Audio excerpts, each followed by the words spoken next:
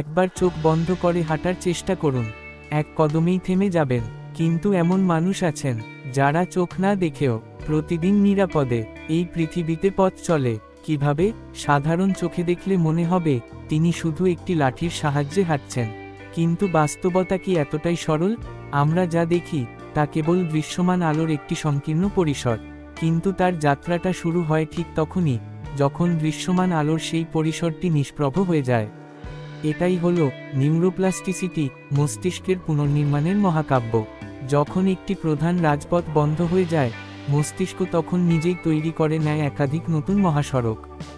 দৃশ্য প্রক্রিয়াকরণের জন্য নির্ধারিত স্থানটি এখন হয়ে ওঠে শব্দ, স্পর্শ আর গন্ধের তথ্যকেন্দ্র। মস্তিষ্কই নিজের সবচেয়ে সক্ষম স্থপতি। এই ক্লিক শব্দটি তার এখতিয়ারও স্বর্ণ। প্রতিধ্বনি ফিরে এসে তার মস্তিষ্ককে বলে দেয়, সামনে বাধা, ডানে খালি জায়গা। এটার নাম ইকোলোকেশন। বাদুড় কিংবা ডফিনের দুনিয়ায় যেমন শব্দ দিয়ে দৃশ্য তৈরি হয়, তিনিও তেমনই শব্দ দিয়ে গড়ে তোলেন তার বিশ্ব। শব্দের আলোয় আঁকা এক চিত্রকলা।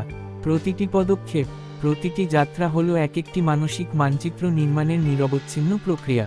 গাছের বাকলের খসখসে ভাব, ফোয়ারার জলপ্রপাতের সুর, রোদের গায়ে লাগা তাপ, দোকানের গন্ধ, এই সবই তার মানচিত্রের সন্ধানচিহ্ন।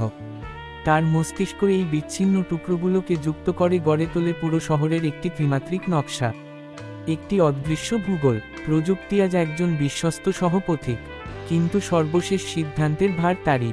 প্রযুক্তি কেবল তথ্য দেয়, সেই তথ্যকে পথে পরিণত করেন তিনি তার প্রশিক্ষিত মস্তিষ্ক দিয়ে।